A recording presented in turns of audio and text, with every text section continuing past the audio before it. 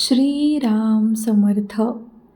जयाचा जनी जन्मनामार्थ झाला, जयाने सदा वासनामात केला. जयाच्या मुखी सर्वदा नाम कीर्ती, नमस्कार त्या ब्रह्मचैतन्यमूर्ती. जय जय रघुवीर समर्थ. श्रीराम. परमपूज्य प्राध्यापक के.व्ही. बेलसरे लिखित श्री ब्रह्मचैतन्य गोंदवलेकर महाराज चरित्र आणि वाङ्मय या पुस्तकातील पुढील वृत्तांत. श्री महाराज म्हणजे मूर्तिमंत रुजुता होते. त्यांनी जन्मभर परमार्थाचे अखंड चिंतन केले व लोकांकडून तसे चिंतन करवून घेण्याचा प्रयत्न केला. खऱ्या परमार्थाबद्दल लोकांमध्ये नाना तऱ्हेच्या गैरसमजुती, नाना प्रकारचे प्रमाद, नाना प्रकारचे हेतवाभास, नाना रीतीचे विपरीत आचार दृढमूल झालेले असतात. हे सर्व प्रकार दूर करण्याचा प्रचंड खटाटोप श्री महाराजांनी केला. हे काम चालू असता समाजातील अनेक व्यक्तींकडून अनेक प्रकारचा त्रास त्यांना सोसावा लागला. काही लोक त्यांची अवहेलना करीत तर काही लोक त्यांची उपेक्षा करीत. काही त्यांना तुच्छतेने वागवीत तर काही उगीचच त्यांना विरोध करीत. काही लोक त्यांची भरमसाठ निंदा करीत तर काही त्यांची अवास्तव स्तुती करीत. काही लोक त्यांना भोंदू व लबाड म्हणत तर काही त्यांना गर्विष्ठ व व्यवहारी समजत. पुष्कळ लोक दुरून त्यांच्याविषयी विनाकारण गैरसमज करून घेत आणि प्रत्यक्ष परिचय होऊन निकट संबंध आला की त्यांचे मत पार बदलून जाई.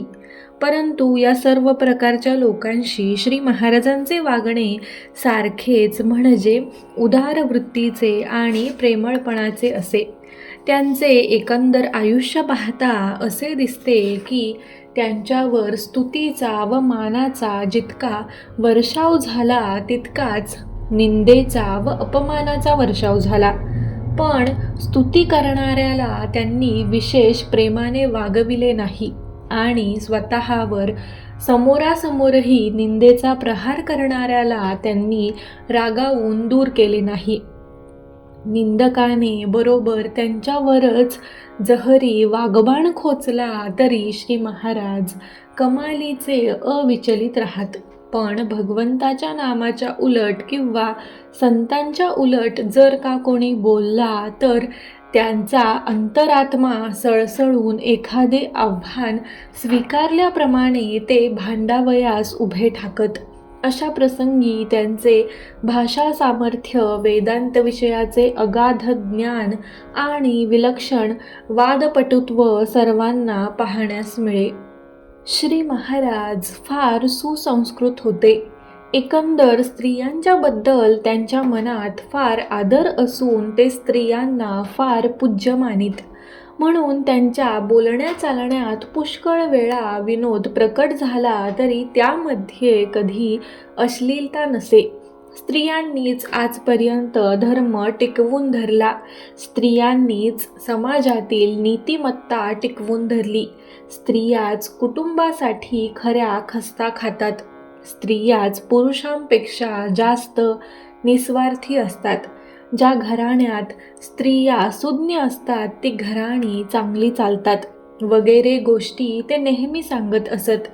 ते सर्वांशी सारखेच वागत खरे, पण स्त्रियांशी आणि त्यातल्या त्यात दुःखी व कष्टी स्त्रियांशी ते अत्यंत सहानुभूतीने, वात्सल्याने आणि प्रेमाने वागत. आई व आईच्या प्रेमाविषयी बोलणे निघाले तर त्यांचा गळा भरून येई व डोळ्यांना पाणी येई. आई म्हणजे भगवंताच्या प्रेमाची प्रापंचिक मूर्ती होय असे ते म्हणत. पंढरपूरला असताना पिशाचबाधा असलेली एक बाई त्यांच्या दर्शनाला आली. पहिल्याने तिने त्यांना नमस्कार केला, पण पुढे इकडचे तिकडचे बोलणे सुरू होऊन त्या बाईने श्री महाराजांच्या एकदम तोंडात मारली. ते पाहून आजूबाजूला उभे असणारे लोक उसळले. तेव्हा लगेच श्री महाराजांनी हा म्हणून सर्वांना गप्प बसण्याची खूण केली. ते तिच्याशी अत्यंत प्रेमाने बोलले आणि त्यांनी तिची रवानगी केली. असेच एकदा एक बाई आपल्या मुलीला घेऊन त्यांच्याकडे आली. मुलगी चांगली सुरेख व शिकलेली असून 2 वर्षांपूर्वीच तिचे लग्न झालेले होते. नवरा देखील चांगला शिकलेला आणि शिष्ट होता. मुलीला दिवस गेलेले होते, पण तिच्या नवऱ्याने जर मुलगी झाली तर तुला टाकीन असा धाक तिला घातला होता. या काळजीमुळे ती बिचारी मुलगी दिवसेंदिवस खंगत चालली होती. हे सर्व ऐकल्याबरोबर श्री महाराजांना फार वाईट वाटले आणि ते बोलले, अरे रे, या राक्षसांना स्त्रियांच्या अंतःकरणाची जाणीवच नाही. मुलगा किंवा मुलगी होण्यामध्ये त्याचा वाटा आहे ना, मग मुलगी झाली तर त्याला आधी फोडून काढला पाहिजे. स्त्रियांचे अंतःकरण जात्याच शुद्ध व श्रद्धायुक्त असल्याने भगवंताचा मार्ग त्यांना सोपा आहे असे ते सांगत. जो कोणी येईल त्याच्याशी श्री महाराज मित्राप्रमाणे बरोबरीच्या नात्याने वागत. प्रत्येक माणसात भगवंताकडे जाण्यास उपयोगी पडणारा काहीतरी गुण असतोच. त्या गुणाचा उपयोग व विकास करून भगवंताकडे कसे जावे हे प्रत्येकाला शिकविण्याचे काम ते करीत आणि म्हणून ते प्रत्येकाला अगदी जवळचे वाटत. त्यांचे व्यक्तिमत्व अनेकरंगी असल्याने सर्व पुरुष व स्त्रिया त्यांच्याशी अगदी मन मोकळे करून वागत व बोलत आणि तेही एखाद्या प्रेमळ पित्याप्रमाणे सर्वांच्या प्रपंचाच्या सर्व गोष्टी शांतपणे ऐकून घेत. दुसऱ्याने थोडे जरी केले तरी त्याचा ते मोठा गौरव करीत. ज्यांना जगात प्रेम मिळाले नाही त्यांना ते खरे प्रेम देत. ज्यांना कोणाचा आधार नाही त्यांना खरा आधार देत आणि ज्यांना विफलता आली असेल त्यांना धीर देऊन ध्येयाकडे मार्ग दाखवून देत.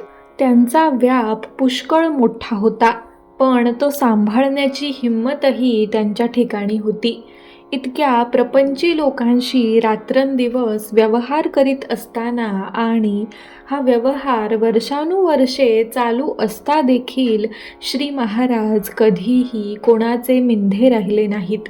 त्यांनी कधीही कोणापुढे हात पसरला नाही.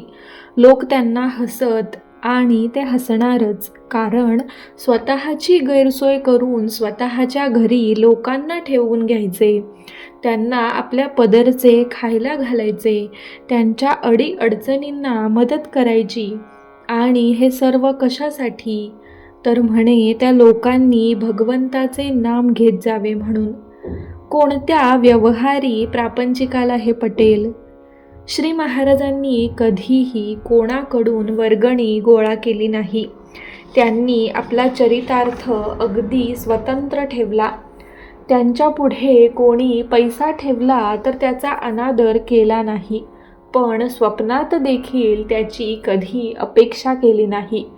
गोंदवल्यास कितीतरी गरीब कुटुंबे सर्वस्वी त्यांच्यावर अवलंबून होती, तरी मी त्यांचा पोशिंदा आहे ही भावना कधी त्यांना शिवली नाही. खरे म्हणजे दुसऱ्यासाठी झिजल्या वाचून त्यांना चैन पडत नसे. ते सारखा परोपकार करीत. आपण ज्यांच्यावर उपकार करतो ते लोक सर्वथा नालायक नसतात, उलट ते रक्षण करण्यास योग्य असेच असतात. म्हणून त्याच्या पायी होणारे पैशाचे नुकसान आपण सोसले पाहिजे असे ते नेहमी सांगत. पैशाचे मिंधेपण नसल्याने श्री महाराजांना लोकाग्रहाखातर आपल्या मतांना मुरड घालण्याचा प्रसंग कधी आला नाही. तेथे मतभेदाचे वारे फिरकले नाही. ज्या कोणाला भगवंत पाहिजे, मग तो कोणीही असो, त्याला गोंदवल्यास स्थान मिळाले. पैशाबद्दल त्यांनी ही वृत्ती ठेवल्यामुळे गोंदवल्यास श्रीमंतांची श्रीमंती आपोआपच लटकी पडे. हीच तऱ्हा लौकिकाची. श्री महाराजांना लौकिकाचा, प्रसिद्धीचा, वर्तमानपत्री चर्चेचा आणि व्यासपीठावरील व्याख्यानांचा अगदी मनापासून कंटाळा असे. त्यांनी फार कटाक्षाने प्रसिद्धी टाळली.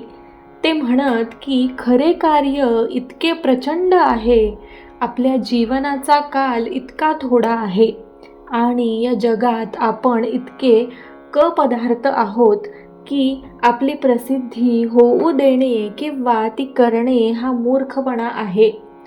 श्री महाराजांच्या या वृत्तीचा परिणाम असा झाला की जेवढी प्रसिद्धी योग्य होती तेवढी देखील झाली नाही. पूर्व काळात तर श्री महाराज आपले नाव देखील नीट सांगत नसत. कोणाला सांगत की मी जंगम आहे, कोणाला सांगत की मी नंगा वैरागी आहे, कोणाला सांगत की मी कानफाटा योगी आहे, कोणाला सांगत की मी पंढरीचा वारकरी आहे, कोणाला सांगत की मी रामदासी आहे. या कारणाने श्री महाराज हे गोंदवल्यास असतात हे देखील बऱ्याच लोकांना माहीत नसे. श्री महाराज म्हणत की भगवंताच्या नामाला खरे महत्त्व आहे, सांगणारा कोणी का असेना. जानकी जीवन स्मरण जय जय राम.